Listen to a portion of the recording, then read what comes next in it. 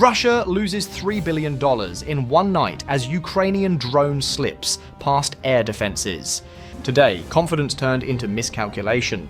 What Moscow framed as a countdown to Ukrainian collapse instead became a countdown to the destruction of one of Russia's most ambitious armored weapons programs.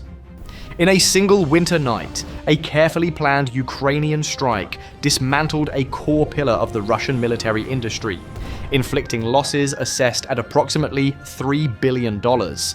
Deep inside territory long believed to be insulated by distance, an industrial complex, its machinery, and years of future production were wiped out. This was not a symbolic blow, it was structural, industrial, and strategic. To understand how this happened, the story must return to the moment the operation transitioned from planning to execution. At 1:17 a.m., deep inside Russia's Perm Krai, hundreds of miles from the Ukrainian border, the night appears deceptively calm. Temperatures hover near -33 degrees Fahrenheit, freezing the taiga into a rigid, unmoving landscape. Snow-laden trees stand motionless under the weight of ice. Cutting through this stillness, a dark silhouette moves low and fast. Measuring 23 feet in length with a 39-foot wingspan, the aircraft skims just 80 feet above the treetops, holding a steady speed of 125 miles per hour. It is not conducting surveillance. It is not expected to return.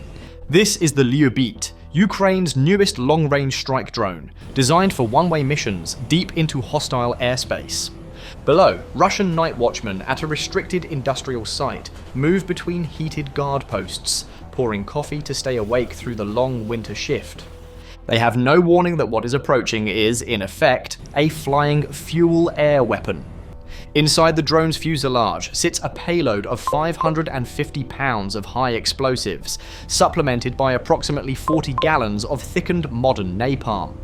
The entire platform is estimated to cost around $420,000. Its target, however, represents a vastly larger investment. The facility ahead is assessed by multiple analysts as the central assembly and testing site tied to the T-95 program, a project intended to anchor Russia's next-generation armored forces. The cumulative value of the program's infrastructure, tooling, prototypes, and projected production is estimated at roughly $3 billion. By 1:25 a.m., the Liubyt presses deeper through worsening weather. The drone is not relying on exotic stealth coatings or radar-absorbent materials. Instead, Ukrainian engineers chose deception based on expectation. Standard civilian navigation lights burn steadily, green on the right wingtip, red on the left, and a pulsing white strobe on the tail. From the ground, the profile resembles a civilian transport aircraft struggling through a blizzard. This approach exploits a known hesitation within air defense systems when handling tracks that resemble civilian traffic, particularly in poor weather conditions. Inside a Russian air defense command post, the 91 N6E Big Bird acquisition radar, part of the S-400 network, sweeps the sector. A large, slow-moving contact appears at low altitude. Automated systems assess speed, altitude profile, and movement consistency. The contact does not immediately match known hostile profiles. The on-duty officer, exhausted from extended shifts and operating under reduced alert posture during the storm, briefly reviews the data and downgrades the warning, mistaking it for civilian traffic rather than authorizing immediate engagement. The aircraft continues forward, closing the distance at approximately 180 feet per second. At 1:28 a.m., the operation enters its disruption phase. Roughly 40 miles west of the Liubyt's flight path, Ukrainian forces initiate a saturation decoy release. Thermal decoys and radar reflective flares ignite across the sky in rapid succession. Their purpose is not visual deception, but algorithmic overload. Russian automated defense systems register dozens of high-energy signatures simultaneously. The Pantsir S-1M air defense unit, assigned to protect the industrial perimeter, reacts immediately. Its threat classification logic identifies what appears to be a coordinated inbound swarm. The response is rapid and costly. Over a burst lasting just under 40 seconds, the Pantsir fires a large portion of its ready interceptors while engaging with its autocannons. Missile launches streak into the snow-filled sky as barrels glow from sustained fire. Operationally, the system is forced into a reload cycle estimated at reload cycle approximately 10 minutes, leaving a temporary gap in coverage. This window is not accidental. It is the opening that Liubyt was designed to exploit. The drone passes the Pantsir position without altering course. The next defensive layer responds differently. A Tor M2 short-range missile system, operating on a separate engagement logic, acquires the target based on its physical radar signature, rather than the decoy field. The system completes target lock in under a second. A 9M331 interceptor missile launches vertically, accelerating rapidly to supersonic speed. Inside a Ukrainian command bunker, cooled to 43 degrees Fahrenheit to manage equipment heat loads, the remote operator reacts instantly. He commands the drone into a sharp descent, dropping from 80 feet to under 20 feet, pushing the aircraft below the missile's optimal engagement envelope. The interceptor passes overhead and detonates after losing lock. A second launch follows seconds later. This time, the operator forces the Liubyt into a hard, evasive turn, banking steeply while driving its Austrian-made Rotax engine well above cruise output. The missile passes close enough to rattle the airframe, but fails to achieve a lethal proximity burst.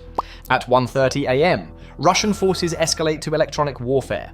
A Krasuka 4 jamming complex activates at high output, saturating the region with broadband interference designed to sever data links and disrupt satellite navigation. In the Ukrainian bunker, telemetry freezes. Video feeds collapse into static. Control inputs cease to register. For many remotely piloted systems, this would mark mission failure.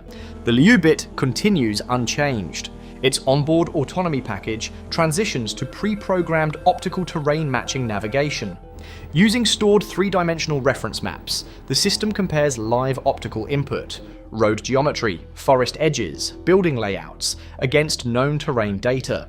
The drone no longer requires external signals to proceed. The human operator is no longer piloting.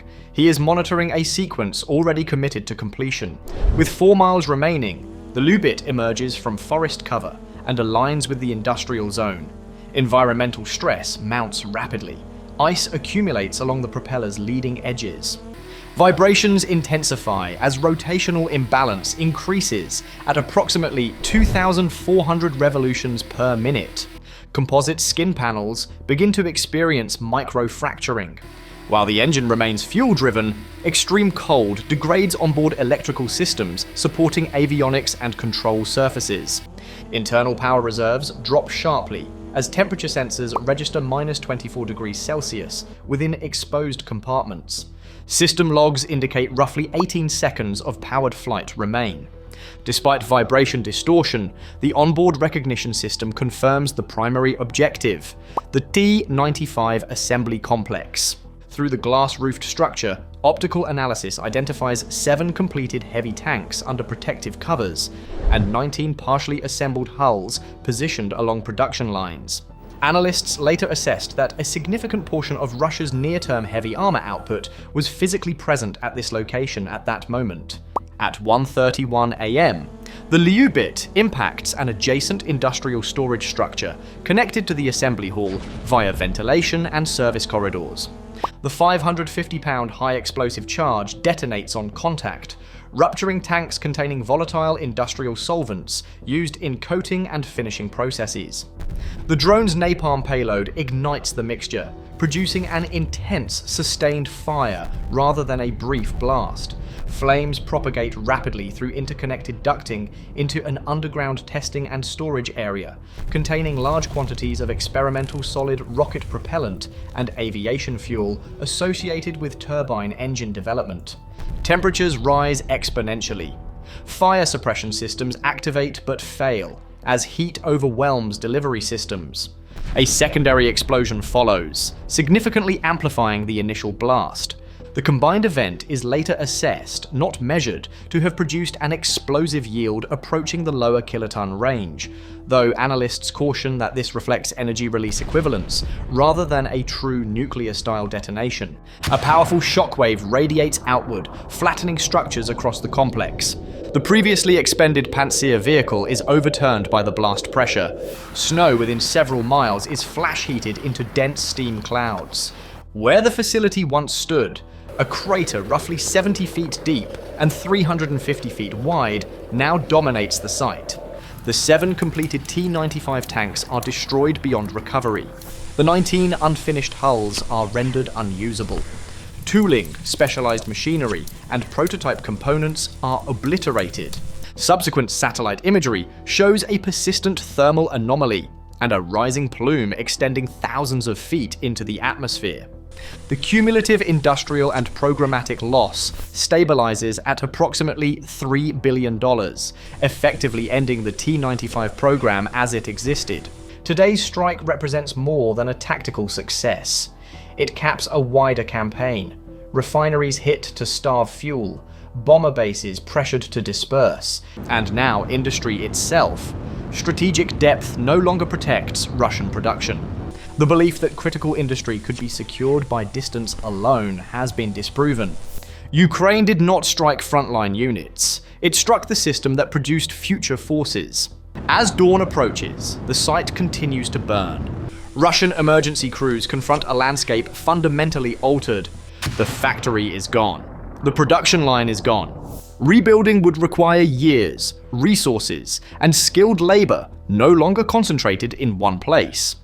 In strategic terms, Russia absorbs the loss. Ukraine gains time, leverage, and proof that distance no longer guarantees safety. Today, the tally remains unchanged. A $420K drone eliminated approximately $3 billion in future Russian armored capability. The question now is not whether such strikes are possible, but how often they can be repeated, and which target will come next. Share your thoughts and subscribe for more updates.